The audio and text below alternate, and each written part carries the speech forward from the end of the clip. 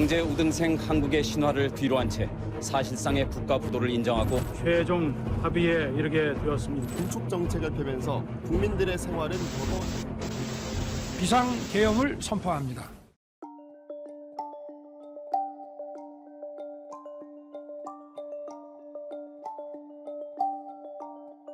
국가부도의 날 IMF 사태에 수많은 한국의 기업들이 무너졌지만 그의 반면에 큰돈을 만졌던 사람들이 있습니다. 그리고 우리는 그 사람들을 라고 부릅니다. 대한민국 국가부도의 날이 있기 5년 전 1992년 9월 16일 검은 수요일이라 불리는 그날 런던 금융시장은 완전히 마비됐습니다. 한 남자가 영국 정부를 무릎 꿇렸고 하루 만에 10억 달러, 한화로 1조가 넘는 돈이 그의 주머니로 들어갔죠. 사람들은 그를 조지 소로스라 부르지만 그저 겉으로 드러난 얼굴일 뿐이었습니다. 진짜 설계자는 따로 있었죠. 30년 후 그는 다시 돌아왔고 이제는 세계 최강국 미국의 막강한 권력자가 되었습니다. 미국은 관세 정책을 발표하고 그 이후 리플은 급등을 했죠. 이건 그냥 우연이 아닙니다. 일종의 테스트죠. 바로 돈에 대한 당신의 통제권이 서서히 그리고 완전히 사라질 그 시간을 기다리면서 말입니다. Tonight I'm also making another promise to protect Americans from government tyranny. As your president, I will never allow the creation of a central bank digital currency. You know about that? 왜 미국 대통령은 이렇게까지 강력하게 반대하는 걸까요? 그리고 2025년 7월 한국은행이 발표한 CBDC 실험. 겉으로는 편리한 디지털 화폐라고 하지만 실상은 엄청난 계획이 포함되어 있습니다. 오늘 그 충격적인 실체를 공개하겠습니다. 딥스테이트란 무엇일까요? 그것은 선출되지 않은 권력 집단입니다. 정부 안에 또 다른 정부가 숨어 있는 것이죠. 대통령이 바뀌어도 정권이 바뀌어도 그들은 그 자리에 남아 실제 권력을 쥐고 흔들어댑니다. 그렇다면 그들은 누구일까요? 지금까지 딥스테이트로 거론되는 인물들은 크게 5가지로 분류됩니다. 첫째, 30년 넘게 정부에 몸담은 영구직 고위 관료들입니다. 둘째, CIA, NSA, FBI 등 정보기관의 실세들이 있죠. 셋째, 달러를 찍어내는 연방준비제도 이사회 임원들입니다. 넷째, 10조 달러를 움직이는 월스트리트 거대 자산운용사들이 있고요. 다섯째, 전쟁을 통해 이익을 얻는 군산복합체 경영진들이 있습니다. 이들의 공통점은 뭘까요? 정권이 바뀌어도 자리를 지키며 진짜 게임을 조종한다는 것입니다. 트럼프가 와도 바이든이 와도 다시 트럼프가 와도 그들은 여전히 그 자리에 있습니다. 그리고 지금 그들의 목표는 현금을 완전히 없애고 모든 거래를 추적 가능한 디지털 화폐로 바꾸는 것입니다. 암호화폐는 그 계획을 위한 하나의 실험이었습니다.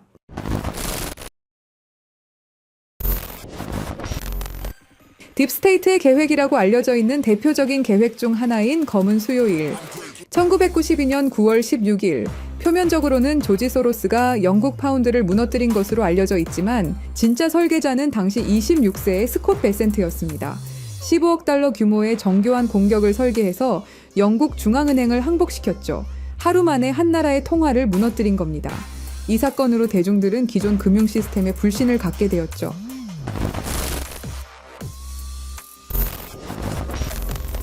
미국의 대형 금융사가 잇따라 도산 위기에 직면하면서 세계 금융시장을 강타하고 있습니다. 뉴욕 월가는 이른바 블랙 먼데이 공포에 휩싸여 있습니다. 그리고 16년 후인 2008년 9월 15일 리먼 브라더스가 갑자기 파산합니다. 158년 역사의 투자은행이 하루아침에 무너진 거죠. 당시 미국의 재무장관은 누구였을까요? 골드만삭스 CEO 출신 행크 폴슨이었습니다. 지금까지도 딥스테이트의 주요 리스트에 올라오는 인물입니다. 흥미롭게도 골드만삭스의 최대 경쟁사였던 리먼 브라더스는 구제받지 못했고 골드만삭스는 정부 지원을 받아 살아남았죠. 우연일까요? 리먼 사태 이후 연준이 한 일을 보시면 기준금리 0%, 4조 달러 양적 완화, 금융기관들 대규모 구제가 있습니다. 그들은 위기를 만들고 그 위기를 핑계로 더 큰 권력을 손에 넣었고 화폐에 대한 부정적인 인식을 대중들에게 지속적으로 주입시켰습니다. 이게 딥스테이트의 고전적인 수법이죠. 그리고 2025년 지금 검은 수요일의 스콧 베센트가 미국 재무장관이 되어 돌아왔습니다. 그의 첫 번째 정책이 뭐였을까요? 관세 이슈입니다. 이 발표 이후 암호화폐 시장과 금융권이 흔들렸습니다. 이게 단순한 우연일까요? 아닙니다. 이건 거대한 계획의 일부일 뿐이죠. 딥스테이트는 100년 넘게 하나의 목표를 향해 움직여왔습니다. 완전한 통제. 그리고 그들은 우리 생활 속으로 아주 조용히 스며들고 있습니다.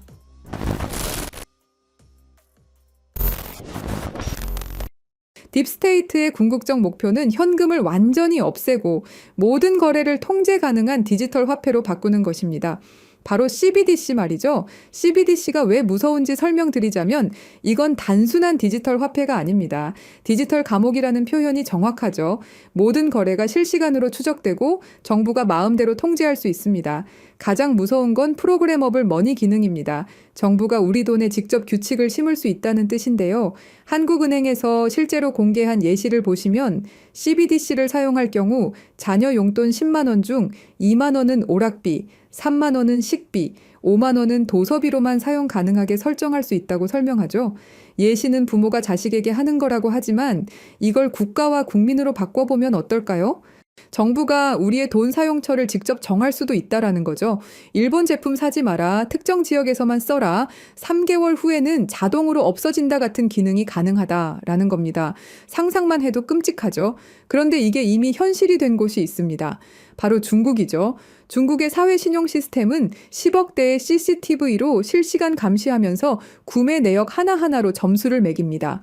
담배 사면 감점, 기저귀 사면 가점, 점수가 낮으면 기차표도 살 수 없죠. 실제로 2020년까지 490만 명이 항공여행 금지, 165만 명이 기차여행 금지를 당했습니다. CBDC가 도입된다면 이런 일이 전 세계로 확산될 것이 분명하고요. 그렇게 된다면 모든 거래 실시간 추적, 언제든 계좌 동결 가능, 사용처를 정부가 제한, 돈의 유통기한 설정, 개인 신용점수에 따른 차별이 가능해지게 됩니다. 이게 딥스테이트가 100년 동안 꿈꿔온 완전 통제 사회죠. 그런데 여기서 중요한 게 하나 더 있습니다. 이 CBDC 시스템을 위해 미리 준비된 인프라가 있는데 그게 바로 우리에게 너무도 익숙한 암호화폐 리플입니다.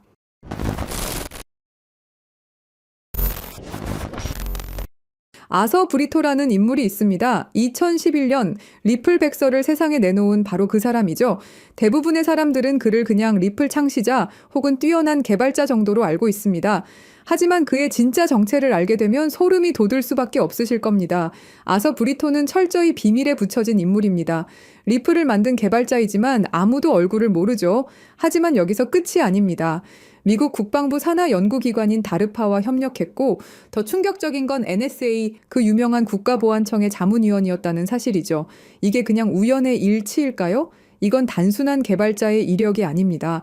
딥스테이트가 암호화폐라는 거대한 체스판에서 오프닝 무브를 담당할 완벽한 말로 배치한 거죠. 더 기가 막힌 건 이겁니다. 브리토는 백서를 발표한 후 갑자기 사라져 버렸습니다. 완전히 증발해버린 거죠. 왜일까요? 답은 간단합니다. 체스에서 오프닝이 게임의 판세를 결정하듯 브리토의 역할은 정확히 그것이었습니다. 완벽한 첫 수를 두고 나면 나머지 게임은 이미 승부가 정해진 거나 마찬가지거든요. 그리고 정말로 완벽한 게임이 펼쳐졌습니다. 여기서 정말 소름 돋는 부분이 나옵니다. 브리토가 사라진 후 리플팀은 정말로 진심으로 혁신을 추구했죠. 직원들은 진짜로 금융혁명을 꿈꿨고 투자자들도 진짜로 기술의 가능성을 믿었습니다. 딥스테이트의 의도대로 진행된 거죠. 가짜로 만든 열정은 들통납니다. 하지만 진짜 열정으로 만든 기술, 그건 완벽한 도구가 되죠. 아무도 의심하지 않거든요. 리플이 성공할수록, 더 많은 은행들이 사용할수록, 더 많은 사람들이 신뢰할수록 딥스테이트의 계획은 완성되어 갔습니다.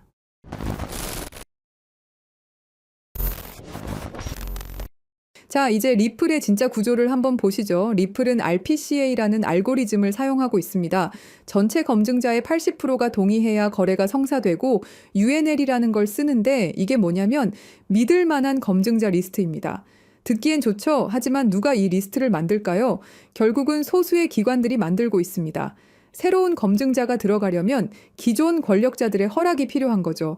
그리고 리플랩스 이 회사가 사실상 모든 걸 통제하고 있습니다. 기본 UNL을 제공하고 프로토콜 업데이트를 주도하고 XRP도 엄청나게 보유하고 있고 이게 탈중앙화일까요? 국민투표라고 하면서 사실은 정부가 미리 뽑은 대표위원들만 투표하는 것과 똑같은 구조입니다.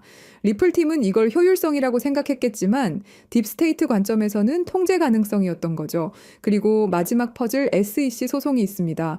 왜 SEC가 수천 개의 코인 중에서 하필 리플만 콕 집어서 소송을 걸었을까요? 정말 단순한 규제 때문일까요? 아닙니다. 이건 계획된 스토리텔링이죠. 리플에게 정부와 맞서 싸우는 영웅이라는 캐릭터를 만들어주는 겁니다.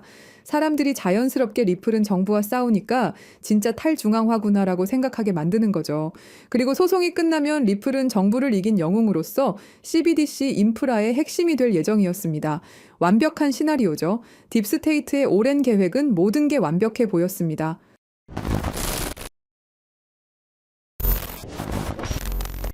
하지만 예상치 못한 변수가 나타났습니다. 바로 도널드 트럼프죠.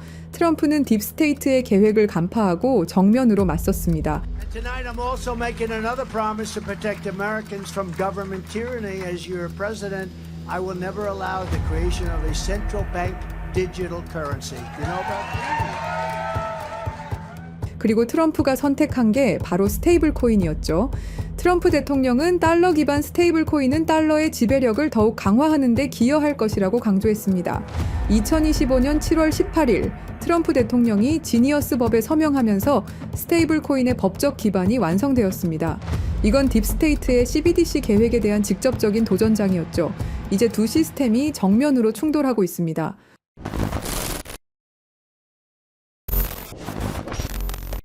그래서 저희 팀은 지금 이 상황을 기회로 바꾸려고 합니다. 리플은 CBDC에 관련된 모든 프로젝트를 중단했고 공식 홈페이지에서 전면에 내세우던 CBDC 파트너십은 삭제됐죠. 그리고 스테이블 코인을 출시했습니다. 트럼프 정부의 반 CBDC 정책으로 인해서 딥스테이트의 계획은 당분간 조용히 때를 기다릴 것으로 예상됩니다. 하지만 이게 끝이 아닙니다. 오히려 스테이블 코인 시장으로의 대대적인 자금 이동이 시작될 것이다 라는 판단입니다. 크립토 퀀트에 따르면 달러 기반 스테이블 코인 시장은 지난 1년간 46% 성장했고 세계 최대 스테이블 코인 발행사 테더는 작년에만 130억 달러, 한화로 19조 원의 순이익을 기록했습니다. 그리고 글로벌 투자은행 번스타인은 스테이블 코인 시장이 내년까지 5천억 달러에 도달할 것으로 전망했죠. 이건 지금 시장 대비 4배 이상의 성장을 의미합니다. 그렇다면 스테이블 코인 급성장 시 최대 수혜주는 어떻게 될까요? 여기서 핵심은 스테이블 코인이 폭발적으로 성장할 때 그 생태계를 뒷받침하는 다양한 인프라들이 함께 급등할 것이라는 점입니다. 주목해야 할 플레이어들은 정해져 있습니다. 직접적으로 보자면 서클, 테더, 월드리버티 파이낸셜이 있겠죠. 하지만 투자자 입장에서는 다른 관점을 생각해 봐야 됩니다. 인프라 생태계, 여기가 진짜 핵심이라고 할 수 있습니다. 스테이블 코인 거래량이 폭발하게 되면 뒷받침할 다양한 블록체인 생태계에 대한 수요가 기하급수적으로 증가할 겁니다. 현재 주류 체인들로는 절대 감당할 수 없는 수준의 거래량이 몰려오겠죠. 그때 필요로 하는 블록체인 기술은 고성능 레이어 1, 블록체인을 통한 대용량 거래 처리 능력, 레이어 2, 사이드체인 같은 확장 솔루션, 분산형 거래소 프로토콜, 디파이 네트워크, 브릿지 프로토콜 등이 있습니다. 느낌이 오셨나요? 우리는 이 흐름으로 최대 수혜를 받을 수 있는 프로젝트에 투자를 해야 됩니다. 이 중에서도 특히 주목해야 할 프로젝트가 바로 입니다. 이 코인은 지금 어떤 상호 운용성 제공업체보다도 더 많은 블록체인을 연결하고 있고 그 격차는 계속 벌어지고 있습니다. 서클과 같은 주요 기업들과의 파트너십을 통해 USDC와 EURS의 크로스체인 전송을 이미 지원하고 있죠. 파이어블락의 데이터에 따르면 2024년 스테이블 코인은 플랫폼 거래량의 거의 절반을 차지했으며 전 세계 USDC와 USDT 거래량의 상당량이 이미 이 코인을 통해 라우팅되고 있습니다. 이 코인은 30개 이상의 주요 메이저 네트워크를 연결하고 연결된 체인의 수정이 필요 없다는 큰 장점이 있습니다. 전 세계 굵직한 은행 금융기관들과 파트너십은 당연한 이야기죠. 글로벌 블록체인 상호 운용성 시장은 연간 25%에서 30% 성장하여 2030년까지 수십억 달러 규모에 달할 것으로 예상됩니다. 스콧 베센트 재무장관이 공식적으로 언급한 수조 달러 규모의 미국 국채 수요는 스테이블 코인 담보로 들어갈 국채 수요를 의미합니다. 이건 단순한 예측이 아닌 미국 정부의 공식 계획이며 스테이블 코인 시장의 기하급수적 성장을 의미합니다. 결국 이것은 단순한 투자 기회를 넘어서 우리가 어떤 미래에 베팅할 것인가의 문제입니다. 딥스테이트의 완전 통제 시스템은 트럼프로 인해 긴 휴식기에 들어갈 겁니다. 스테이블 코인이 CBDC를 완전히 대체하는 시나리오에서 그 막대한 생태계를 구성하는 핵심 인프라 프로젝트들이 상상을 초월하는 성장을 보일 것은 분명하죠. 스테이블 코인 생태계의 폭발적 성장과 함께 이 코인이 어떤 역할을 할지 함께 지켜보면 좋겠습니다. 그래서 이 중요한 정보를 구독자 여러분께 공유해 드리려고 하는데요. 공유 드리기 전에 아직도 안 누르셨다면 구독과 좋아요로 저희 채널에 힘을 더해 주시길 부탁드리겠습니다. CBDC는 통제사회로 가는 지름길이고 개인의 금융 자유를 제한하는 프로젝트입니다. 우리는 어떻게든 막아내야 합니다. 그렇다면 우리 개인들이 할 수 있는 일은 뭘까요? 스테이블 코인 시장의 발전에 관심을 갖고 신중하게 참여하는 것입니다. 댓글에 기회라고 남겨주시고 010-3378-6658로 기회라고 문자 보내주시는 분들에 한해서 구독자분인 거 확인하고 이 코인의 정보 한 분도 빠짐없이 공유 드리도록 하겠습니다. 010-3378-6658로 기회라고 단 2글자 보내주시면 됩니다. 끝까지 시청해 주셔서 감사합니다.